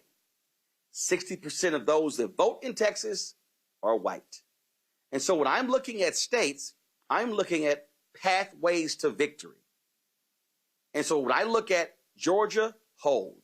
North Carolina, hugely popular former governor. He's going to crush the Republicans. That's a Democratic pickup. I think Susan Collins is primed to be upset in Maine. I think that's a Democratic pickup. Okay? Now, all of a sudden, Democrats if you hold Georgia, you hold Michigan, you're now at 49. Okay, what's now my 50 and 51? Now, you got Mayor Patola in Alaska. All right, got strong candidate. She could win there. Now the issue comes down to 2 states, Midwestern states, Iowa and Ohio. So the question is, can the Democratic nominee in Iowa really showcase how Trump has been screwing farmers, running them to bankruptcy, and can they still be so mad? Listen, Joni Ernst chose not to run for a reason. And then you look at Ohio, okay, has gone red. You got those union workers. Sherrod Brown has a history of being had strong union backing, but he also lost to a Republican, and so now he's trying to fill the term of J.D. Vance. So the question is, can he speak to the economy and blame it on Republicans enough to pick it up? That's how we're looking at it. And what people have to understand is, this is where you put your time, energy, and money. If somebody said to me, hey, Roland, will you broadcast shows in Kentucky? Well, if I had to look at finite time, I'm going to say, I'm probably going to broadcast in Georgia, North Carolina, Michigan, and Ohio, and I'm not going to be in Kentucky, because you have to factor in just finite time, finite money, finite resources. To me, that is the Democrats' pathway to winning the Senate. It is. And this is why civics is so important, so you can understand exactly what are the races that you need to be paying attention to. And more than that, what is the language that they're speaking, so that they bring in people like the suffering farmers. They bring in people like, suffering everybody who has been complaining, rightfully so, about things that have been changing in terms of skyrocketing prices. I think the reason that so many people have their eyes on Texas, and again, I understand what you're saying, is because there is a template that is being created that people have not seen before in this Black woman, number one. And then there's an understanding and a dialogue that these people in the primaries are having. And so that alerts other people who are worrying about November and are worrying about states that are going to be more, they're going to be more wins, like a Maine. And they're saying to themselves, this is what I should be hearing from my candidate. And it changes your perspective about what your relationship with potential candidate or the person that you are going to be voting for is. I think that that's the one thing, and that's why people don't necessarily have their eyes on the bigger picture. They're liking what they're seeing at this level, and they're hoping for it and looking for a different exchange and dialogue in the candidates that they're going to be making the difference in the Senate to make it perhaps 49-51 in terms of Republicans versus Democrats. And I think that that is worthwhile looking at and understanding what is the expectation of somebody who is running for office in 2026 in this perfect storm. But here's the deal. I don't give a shit what they're saying. I'm being very serious. Winning is about numbers. When I look at Texas, it's 254 counties.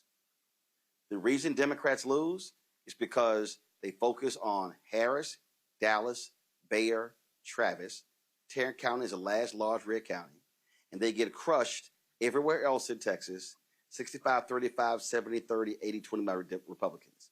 You have to organize the state. Georgia is a state that is where it is in play because they organize the state. And this is what I'm talking about. This is why when I talk about why I support black voters matter, it's because you have to literally build that infrastructure. Again, I'm going to go back to Beto O'Rourke. He built an amazing campaign team. He built an amazing infrastructure. They raised $100 million, and he lost. And so where we are now is when we talk about, and the people who are watching, and I'm saying this for a reason because I need people to understand the conversation with Roy Cooper, why I kept saying, why must we as black people organize East North Carolina, the black belt? Because that's where black votes are. And now all of a sudden, if we work to organize East North Carolina for Cooper in 2028, then Anita Earls, the black woman, Cooper for 2026, Anita Earls, the black woman, the lone African-American on the North Carolina State Supreme Court, then we champion her, she gets reelected. Now it's 5 Republicans, 2 Democrats on North Carolina Supreme Court. Guess what? Now you have created your template for 2028. Why is 2028 going to be important? One, Josh Stein will be back on the ballot as a Democrat running for re-election. The Lieutenant Governor, Democrat, on the ballot running for re-election. The Attorney General and Secretary of State, those 4 Democrats. But most important, there are going to be 3 Republican Supreme Court seats on the ballot in 2028. But you've built the infrastructure. So the concern that I have with Texas and Florida is that there has not been sufficient infrastructure built to win those states. Nikki Fried is trying to do her part in Florida to rebuild that party. Why I have no faith in my native state? I don't even know who the Texas party chair is in Texas. Matt, do you know the person's name? Yeah, I don't. I was just thinking that. I'm not sure. Got no idea. I don't know. I can't do the name. I don't know where they based. I ain't never had a conversation with them to even understand what the hell is they're trying to do. We just had the North Carolina State Supreme. That's what's crazy to me. On this show, we've had the Virginia Democratic State Party chair. We've had the North Carolina State Party chair. We've had the Florida State Party chair. I don't even know who the Texas State Party chair is. So I just don't see Texas as being an organized state. And I'm walking through this for the purpose of our viewers and listeners, because what I keep harping on is we have to stop having a macro conversation. That is, oh my God, hey, Texas is in play. No, having a micro conversation. Okay, how is East Texas being organized? How are folks organizing Latino voters in South Texas? You're dealing with West Texas as well. And the whole point is not oh, you're going to win those counties. The issue for a Democrat is not losing 65-35, 70-30, 80-20. The issue is, can you lose 55-45? You lose 55-45, 58-42. Now you can make up the difference in your large counties. You can't keep losing. Again, there are 254 counties in Texas. You focus on 4 large counties, 10 counties, big rate. Shit, those 5, it's still 249 counties left. And so so to me, that's the whole deal. So as we are talking about for Black people, how do we organize? It has to be a micro strategy. What is this precinct and this one and this one and this one, this one and this one? So all of a sudden, if we're talking about the top 25 precincts in the city, all of a sudden it's like, oh, damn, that's the determinant who wins the election. And so that's where I think where we have to be. So a lot of times when we have these political conversations, people are trying to be pie in the sky, big, broad. And I'm saying, if you have not created the infrastructure on the ground, not TV ads, not radio ads, but the get out the vote infrastructure on the ground, if that is non-existent, there is no candidate who is so charismatic that they can overcome that. Charisma of a candidate will never be able to overcome a lack of infrastructure. And that applies to Jasmine Crockett, James Tallarico, or any other person running. You got to have an infrastructure to win. Yeah, but can I push back on that a little bit, at least with respect to Texas? Go ahead. But I think part of the problem is, I mean, what you've identified is several of those counties are by far the major population centers, right? Bexar County, San Antonio, Travis, my hometown, Austin, Harris, where you're from, Houston, even Nueces, where I am, Dallas, Fort Worth, Lubbock. And then the rest of the state, for the most part, is not nearly as concentrated. So in talking about organization, I don't think you're wrong with the general premise, but I do think we're not talking about Parker County and we're not talking about Tom Green County. And we're not talking about these far-flung places where there's only 30,000 people. I think you absolutely have to focus on those people, but I think to organize in a state like Texas, you've got to your earlier point, use your finite resources where it makes sense. I think the thing that the Democratic Party needs to do, not only organize more so, but is to organize and pick up more votes in places like Lubbock. For instance, the Lubbock City Council just voted the other day about, I think the City Council, about not having a dedicated prayer time during school, right? And people are up in arms about it, right? There's this whole rift about whether Lubbock's leaders are really God-fearing and God-focused and all that stuff. But my point is, Lubbock is a place that Democrats just completely write off. But Lubbock is changing. Lubbock is a lot more progressive than it was even 12 years ago, 13 years ago when I was in law school. I think you pick up enough votes in little places like that, you buttress it with the votes in Harris County and Travis County, and then the organization pays off for itself.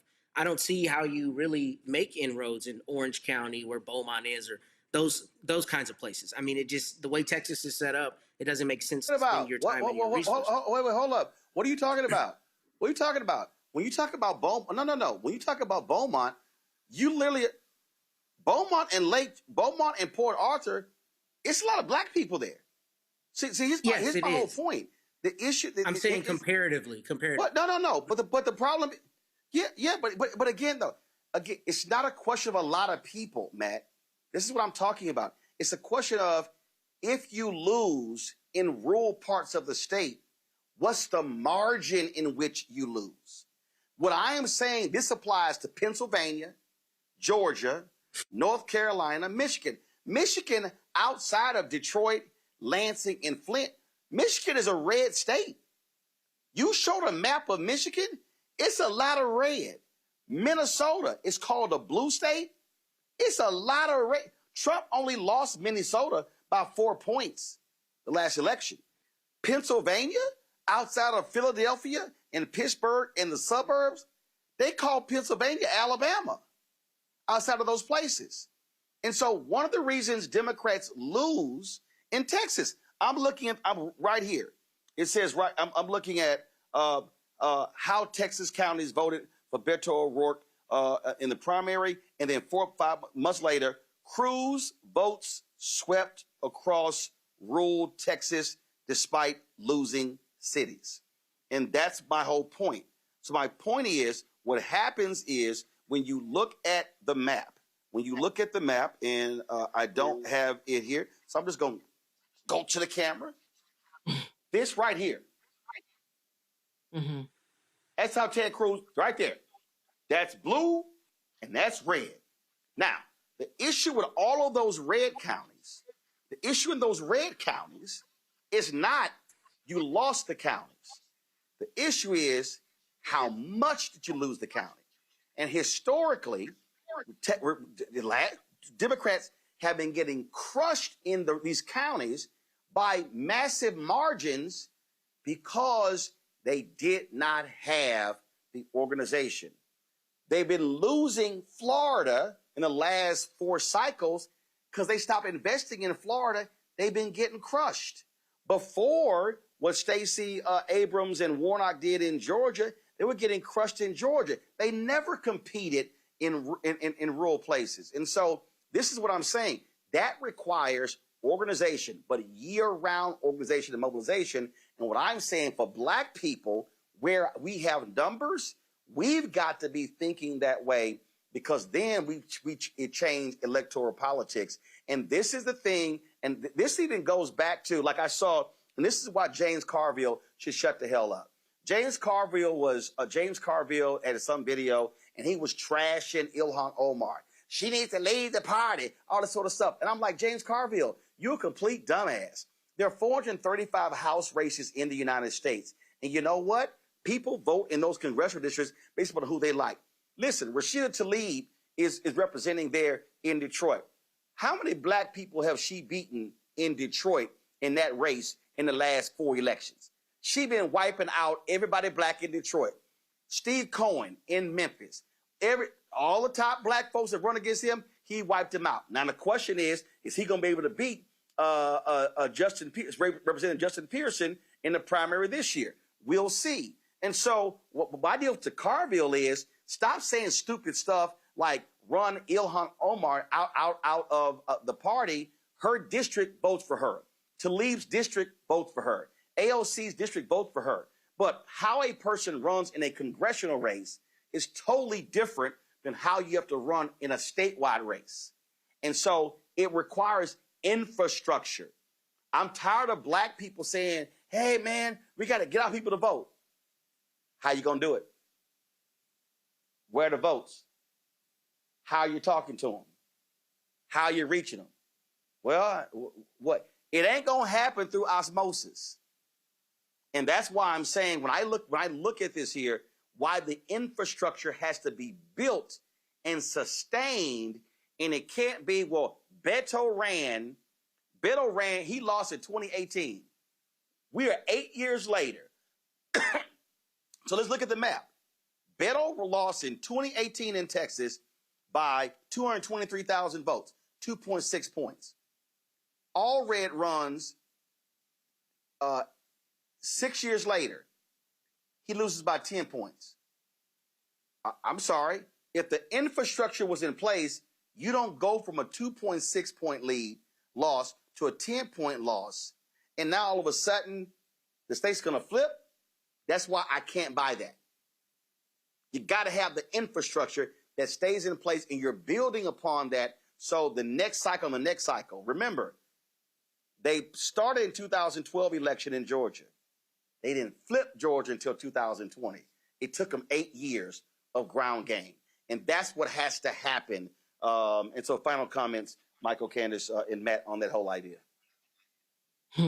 Yeah, that's the infrastructure investment that we've talked about. We had this conversation rolling a few months ago when I gave the example of Florida and how some election cycles ago, I saw a news story where Florida, the Republicans in Florida talked about how they embedded in the community, their campaign offices were reaching out to Latinos, helping them with immigration forms, having movie nights, things like that.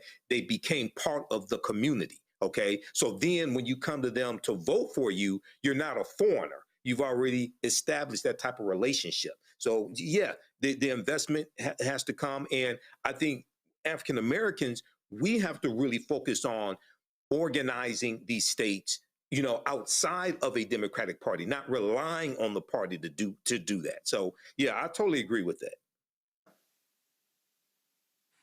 Yeah, I mean, I was just sitting here thinking, of Candace, Nevada. Mm-hmm. Do you know why Democrats were winning in Nevada? Harry Reid had strong infrastructure. What happened the last two elections? Democrats were like, damn, it's going to be tough because Harry Reid died. So that's a perfect example I'm talking about. The infrastructure cannot be tied to a person. This was Black people love us and Obama. Progressives and Democrats love Obama. But my biggest criticism of Obama is that Obama had an infrastructure that was about him. It wasn't about the party. And so he didn't give a flip about the party. Obama for America became Organizing for America, and they were essentially competing with the DNC. And so, 1,000 seats lost, but they had no infrastructure. The Black community, again, after Reverend Jackson lost in '88, they put in place a strong Black infrastructure in the DNC. When Obama ran in 2008, he didn't need that infrastructure. Okay, that worked fine for him, but what about all the candidates below him? Governor, U.S. Senator, U.S. House, State Rep, State House, County Commissioner, City Council, Sheriff, DA, judicial races.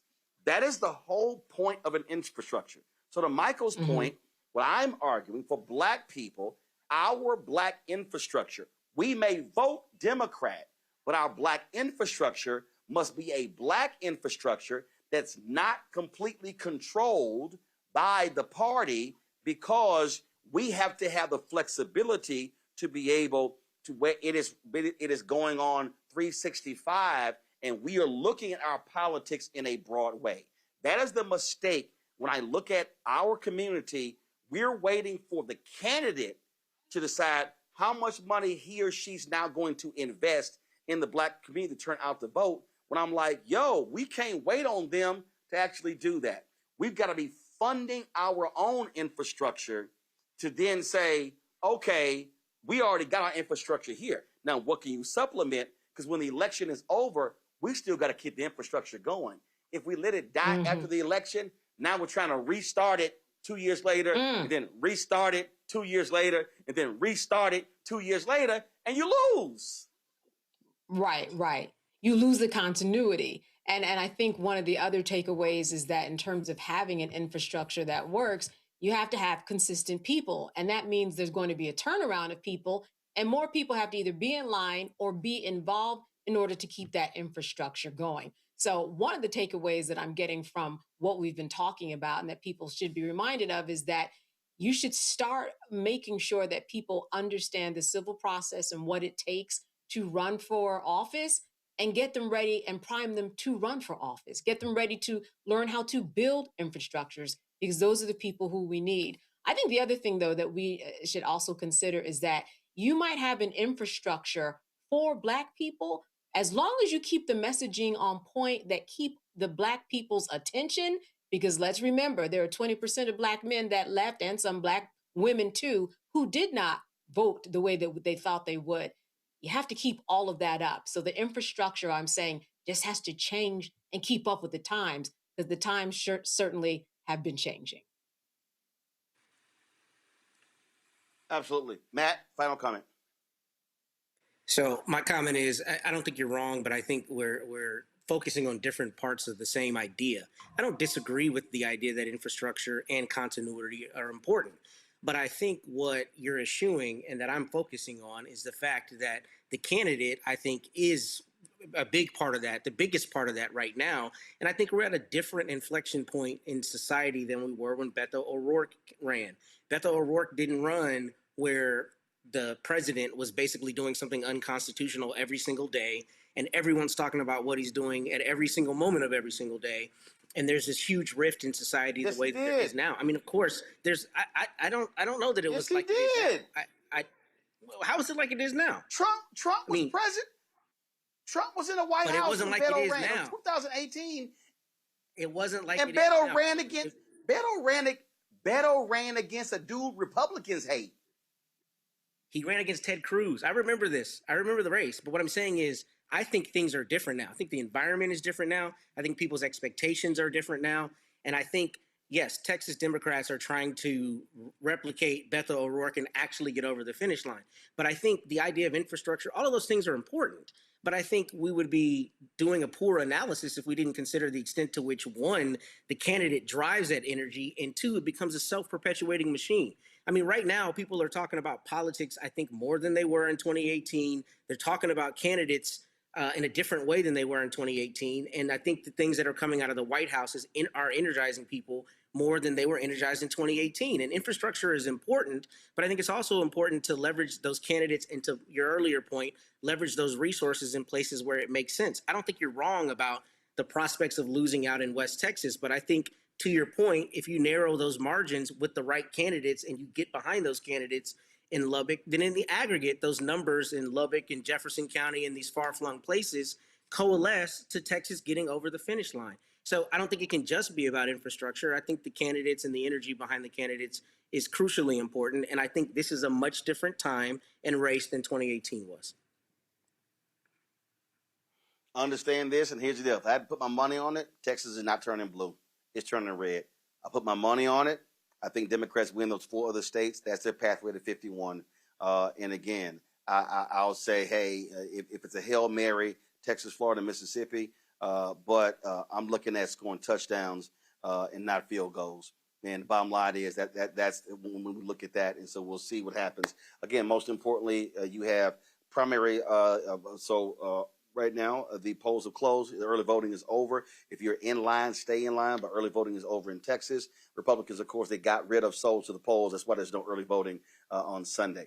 And so we'll see what happens. So, again, Arkansas, North Carolina, Texas, primaries are March 3rd. Mississippi is March 10th. Illinois is March 17th. All right, folks, that is it.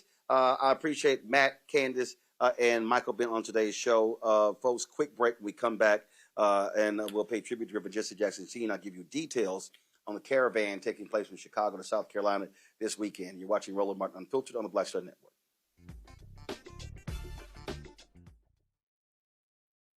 I'm Brittany Noble, Midwest-born, HBCU educated with experience in newsrooms across the country. Well, I've teamed up with Roland Martin to bring to you The Breakdown. This isn't just news. It's our stories, our voice, our community. Join me for The Breakdown, Monday through Friday at midday, only on the Black Star Network. How you doing? I'm Mark Curry, and you're watching the Black Star Network. That's why I got these glasses on, because that black star is bright.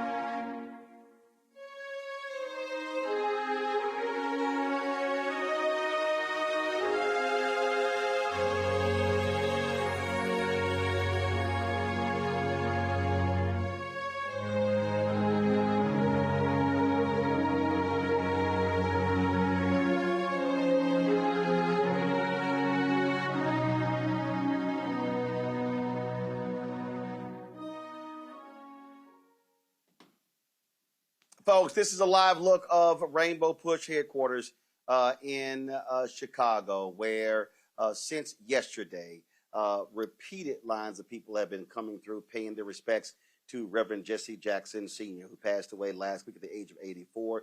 We have been live streaming these. Been live streaming this beginning on yesterday, and so it was 10 a.m. to 10 p.m. yesterday, 10 a.m. to 10 p.m. Lined up down the street, folks paying their respects to Reverend Jackson.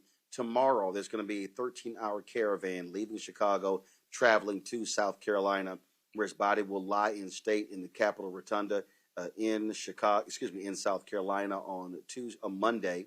Then he will they will travel to Washington D.C., where there will be a funeral taking place. It has not been announced where, guys. That's actually that guys. Yeah. First of all, y'all, the graphic is wrong. The graphic is wrong. Okay, Friday is not March 4th. Friday is March 6th, y'all. Take the graphic down, please. So on Monday, March 2nd, Reverend Jackson will lie in state in South Carolina. Wednesday, March 4th, there will be a funeral service in Washington, D.C. We're still waiting for the location it's going to be. Thursday, March 5th, his body will be flown back to Chicago. He will lie in repose at Rainbow Push. On Friday, March 6th, there will be the funeral at the House of Hope. Doors open at 9 a.m. Funeral service will begin at 11 a.m. That will be the public homegoing celebration. And then on Saturday, March 7th at Rainbow Push, there will be the private funeral taking place there, and he'll be laid to rest. On Sunday, this past Sunday, at Savior's Day, Minister Louis Farrakhan spoke from the podium and shared his reflections on his longtime friend, Reverend Jesse Jackson Sr. God sent that man to this planet for the help that our people needed. And to his dying breath, he worked for us. Yes, he did. And he worked for them. Near me to help me. That's right. And I never asked any of them. Go ahead. Except two to help me, but I won't name them. But I want to tell you one more thing. Yes, sir. That's that one more thing. Go ahead. One more, two more, three more.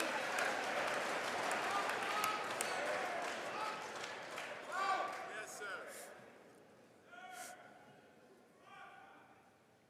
My brother, Reverend Jesse Jackson, who passed away recently, you don't know our relationship. And in a brief moment, I just want to tell you, God sent that man to this planet for the help that our people needed.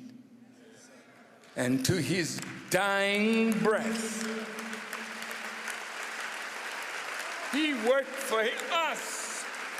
Yes, he did. And he worked for them. Yes, he did.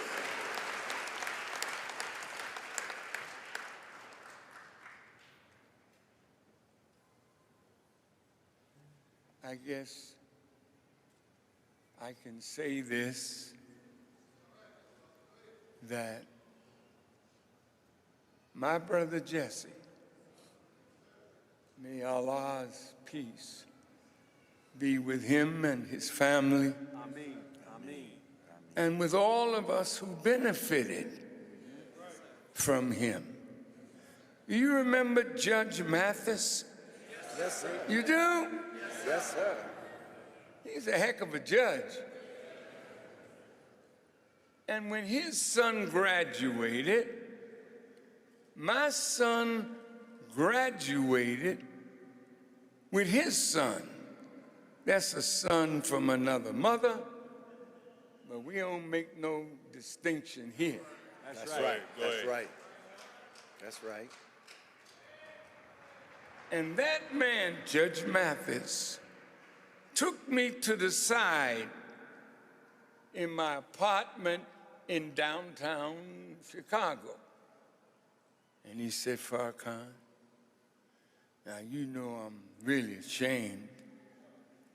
I have never given you any money for your labor. I gave my money to push and Reverend Jackson. I said, you did? I said, well, you continue to give your money to Reverend Jackson. Listen to this, because he is putting out money to give black children scholarships in college, and every scholarship that they get that lifts them up, you are helping me in my assignment. So Jesse, keep on giving. Go ahead. Ain't none of you would treat that man like that. That's right. And at the Million Man March, Reverend Jackson came up in my suite. That's right. And he said to me, Brother Farrakhan, how much time are you going to give me to speak? I said, oh, Reverend Jackson, I can't give you any time. You get up and say whatever it is you want to say, and when you finish, we'll move on with others. I never told my brother 10 minutes, 5 minutes. That's my brother. And I will never be found dogging his name when he did so much to help our people rise to where they are. Beautiful. Beautiful. So by my side is the young man of 13 years old. That's right. That came with me. He went to blow his nose. He's all right. Well, I'll blow it for him. Go ahead. Go ahead. He's back. He's back. He's been with me for the whole 40-some years of this ministry. That's right. Yes, sir. He's been by my side. Yes, sir. Can you believe that? And he grew up like a son. That's right. And I acted by him as a father.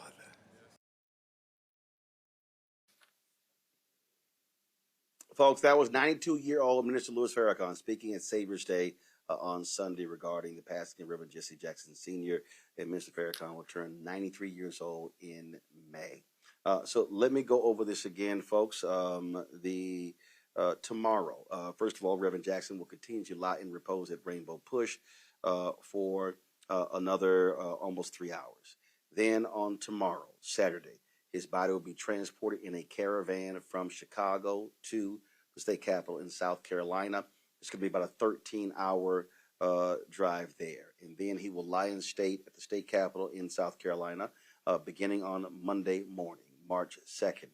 Then they will then caravan from South Carolina to Washington, D.C., where there will be a funeral service taking place in D.C., most likely at Howard University, but we're waiting for the final location. That will take place on Wednesday, March 5th. Reverend Jackson's body will then flown back to Chicago, where he will lie in repose Thursday at Rainbow Push. Thursday at Rainbow Push at 7 p.m., there's going to be an event taking place, a celebration, if you will, of Rainbow Push staffers and volunteers who've worked with Reverend Jackson there over the last 40-plus years. That will take place at 7 p.m. on Thursday. Friday, March 6th at the House of Hope. Doors will open at 9 a.m. House of Hope seats 10,000 people. His funeral will be there. Dignitaries from all over the nation and the world will be in attendance. That will be the public celebration. And then there's going to be a private funeral service on Saturday, March 7th at 9, doors opening at 9 a.m. at Rainbow Push. And so we will have a daily coverage of all of this right here on Roland Martin Unfiltered and the Black Star Network. Folks, stay tuned to the network. Go to our YouTube channel on our Black Star Network app. We've been streaming the lying in repose for the last couple of days, and we'll continue to do that. So even though we are not live, so whether this show, Brittany Noble at noon, we will still have a separate stream of what is taking place as well. And so there's that, folks. Now I'm here in Los Angeles for the NAACP Image Awards. We are expecting a significant tribute in tomorrow's show, but the show's going to be at 8 p.m. Eastern. It's going to air on BET and CBS, and we're certainly expecting a significant tribute to be paid to Reverend Jesse Jackson Sr. At the NAACP Image Awards tomorrow in Pasadena. And so I will be in the house. We look forward to that. So, folks, that is it for us. I appreciate all of you watching. Now, of course, I'm back to D.C. On Sunday, but on Monday, I'll be broadcasting from New York City. Susan Taylor has her National Cares Mentoring Gala, and I will be participating in that, helping them fundraise as well. So I'll be broadcasting from New York City on Monday at 6 p.m. Eastern, and then I'm back in studio in Washington, D.C. on Tuesday. So, folks, that's it. I appreciate everybody for watching today's show.